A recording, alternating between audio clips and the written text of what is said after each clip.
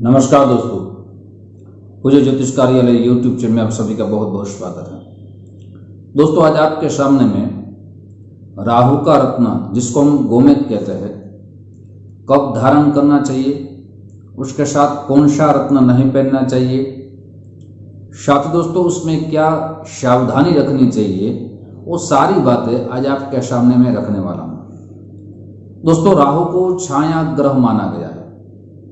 जब हमारी जन्म कुंडली में ये ग्रह अशुभ स्थिति में रहते हैं तब क्या नुकसान देता है दोस्तों? सबसे पहले उस जातक को अनिद्रा आती है, माने नींद नहीं आती, चिंता, ज्यादातर वो चिंता ही करते रहते हैं। राहु जब अशुभ स्थिति में रहते हैं तब लंबी बीमारी का कारण बन जाते हैं। राहु जब अशुभ स्थिति में रहते हैं दोस्तों, जैसे मैं आपको कहूं, अगर राहु अशुभ स्थिति में सप्तम भाव में है तो वैवाहिक जीवन को विच्छेद कर देते हैं, वो अलग कर देते हो। पति पत्नी को बहुत झगड़ा कराते हैं, दोनों को अलग कर सकते हैं। अगर दोस्तों राहु नवम भाव में उपस्थित है तो पिता और पुत्र के बीच बहुत लड़ाई झगड़े होने की संभावना बढ़ जाती है। एक दोनों को समझने में बहुत ही परेशानी आती है।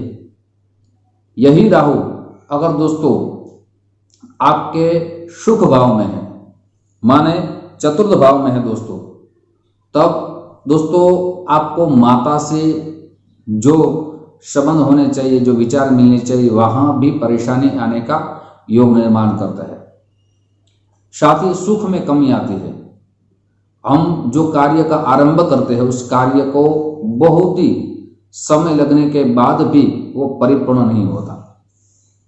अगर दोस्तों आपका राहु द्वादश भाव में है तब आप जो आपका कोई केस चल रहा है वहां पराजित होने की संभावना बढ़ जाती है। अगर राहु आपके छठवें स्थान में है तो आपको शत्रु परेशान कर सकते हैं, या दोस्तों आपके राहु अष्टम स्थान में है तब यहां एक्सीडेंट, अकस्मात, आयुष्य पे हमें परेशानी बढ़ जाती है। यह अक्सर पाया गया है। इसलिए दोस्तों राहु का रत्न, जिसको हम गोमेद कहते हैं, वो कब धारण करना चाहिए, तो इन्हीं वजहों से हम बच पाइए, हमारे जो राहु परेशान करने वाला है उसमें कमी आए। दोस्तों राहु जब अशुभ स्थिति में रहते हैं तब भ्रम उत्पन्न करते हैं। जब राहु अशुभ स्थिति में रहते हैं तब हमारी संगत, माने हमारी दोस्ती अच्छे लड़कों के लिए या अच्छे दोस्तों जातकों के लिए नहीं रहते, और बुरे तरह वो संगत दोस्त के कारण किसी न किसी तरह वो फंस जाते हैं। दोस्तों ऐसा भी देखा गया है, राहु जब अशुभ स्थिति में रहते हैं तो राजकारण से जो लोग जुड़े रहते हैं उसके ऊपर ज्यादातर षड्यंत्र रहते हैं, और उसकी जो प्रभावशाली कार्य रहते हैं उसमें वो प्रभाव नहीं डाल पाते, और राजकारण में पराजित होने के यह कारण बन जाता है। दोस्तों ये भी देखा गया, अगर राहु है द्वितीय भाव में अशुभ स्थिति में है, या दोस्तों तृतीय भाव में अशुभ स्थिति में है, अगर द्वितीय भाव में अशुभ स्थिति में है तो धन की कमी आएगी, आपकी आय से ज्यादा व्यय हो सकता है। या तृतीय भाव में अगर राहु उपस्थित है, अशुभ स्थिति में है, तब दोनों भाइयों के बीच, बहनों के बीच लड़ाई झगड़े बढ़ जाते हैं।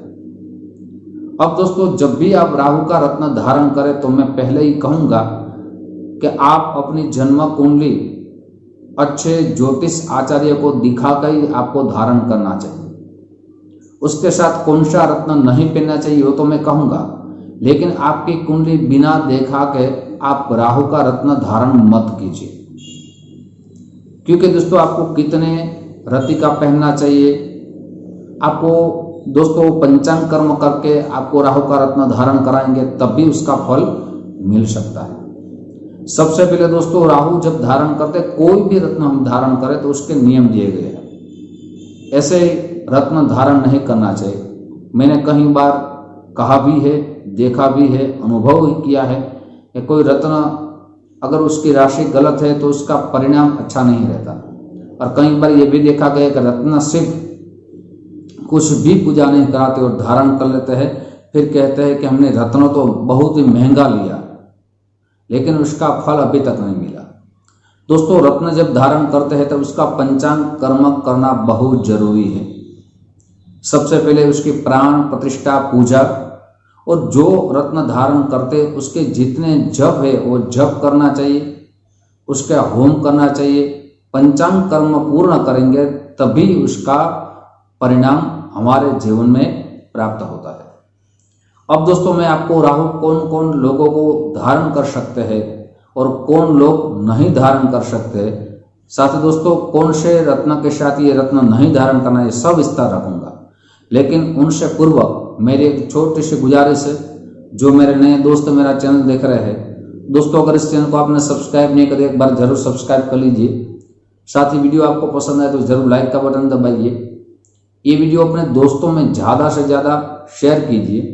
साथ ही दोस्तों बेल बटन जरूर दबाइए, मेरे सारे नए वीडियो की जानकारी सबसे पहले आपको प्राप्त हो।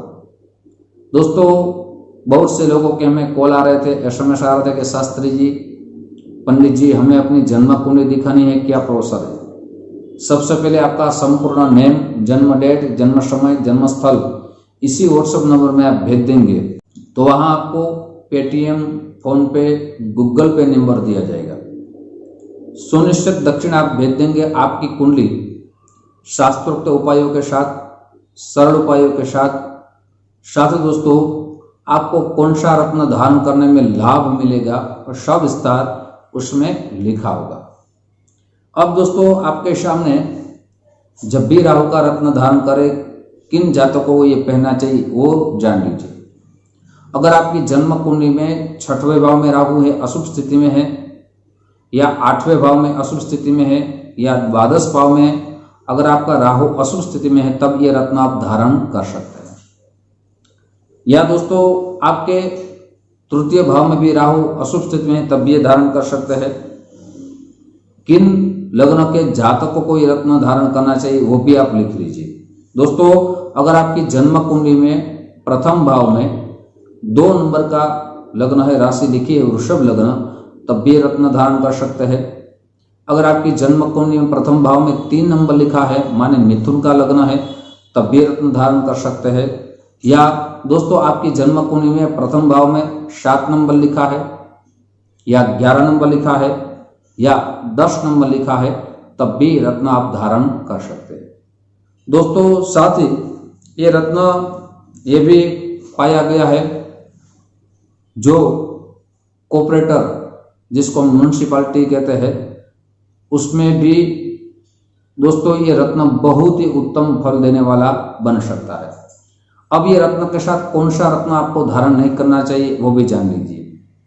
अगर ये राहु का रत्न गोमेद आपने धारण किया है तो कभी भी दोस्तों सूर्य का रत्न आपको धारण नहीं करना चाहिए, जिसको हम माणिक कहते हैं।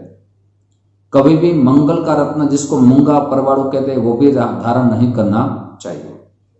साथ ही दोस्तों आपका राहु के साथ कभी भी चंद्र का रत्न माने मोती वो भी कभी धारण नहीं करना चाहिए।